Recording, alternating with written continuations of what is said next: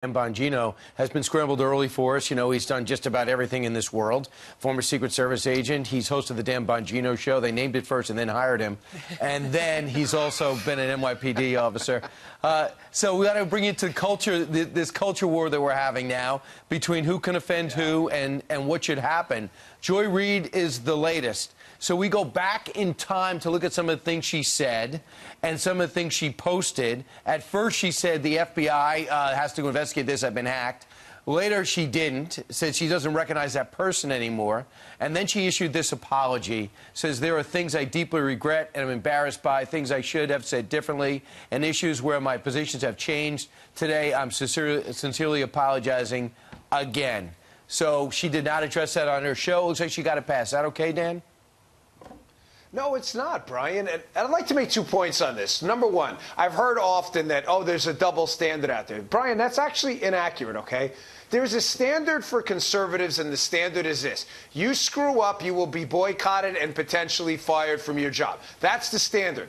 There's not a double standard. There's no standard for the left. The left, you can use the most vile of terms. There was a word used by Samantha Bee so vile that even locker room, I talk, that is beyond the realm. That is what I call a showstopper word. You say it, everybody stops and looks at the person who said it and said, did you just say that? That was used on television, Brian. That was used on television in a scripted set. What happened to her? She apologizes and she moves on. Joy Reid, vile, homophobic stuff in her blog. What happens? She gets a free pass. If that were a conservative, they would be gone the next day, no question about it. Yeah, Dan, just to remind some of our viewers of the posts that we have now seen, they have surfaced. 9/11, an inside job. Also, I thought one of the worst was the Virginia tech shooter with John McCain's head on top of it. I mean, she had the ability to actually put that out on her blog. It's not just like something that she thought of, you know, that it was actually put out there for the world to see. And as you said,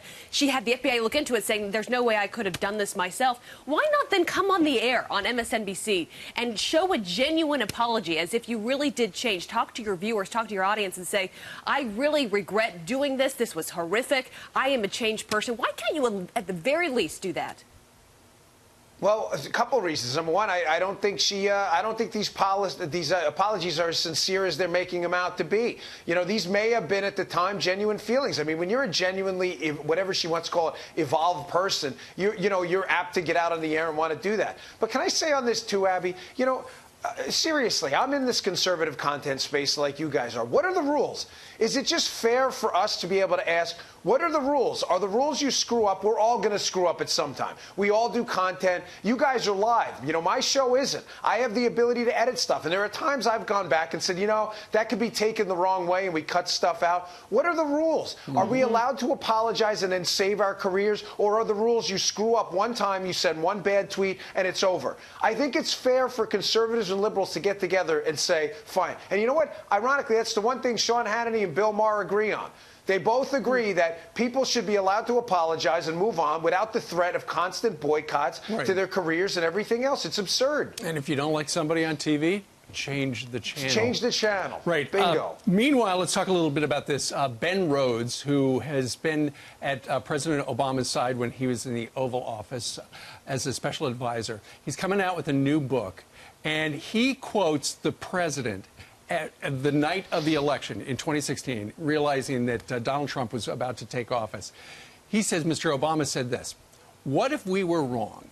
Maybe we pushed too far, Mr. Obama said. Maybe people just want to fall back into their tribe. Sometimes I wonder whether I was 10 or 20 years too early, he said. Now, what does that sound like to you? Does that sound like President Obama was saying, you know, this has been a failure? Unless I was born 10 or 20 years in the future?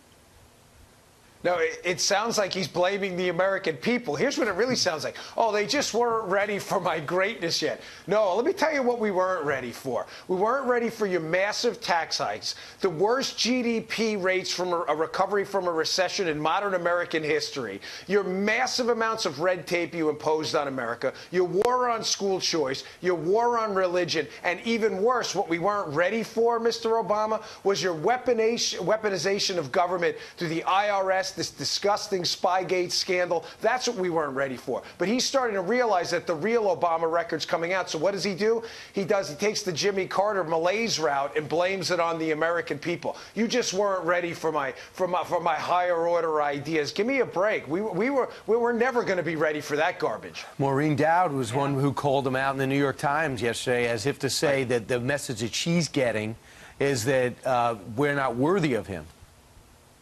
Yeah, I read the piece, and it's interesting but she does get on him a bit at the end, where she says, "Hey, listen, he fell into the trap he set for Hillary himself when he ran against her, as she was the establishment and he was the change agent." And of course, he's like, "Well, how didn't we see this coming with Donald Trump?" Of course, he was going to play the same game on her. We did. Yeah, it's a great piece. If you haven't read it, Maureen Dowd, who analyzes this, go read it. Who's not a friend of Donald Trump, by the way.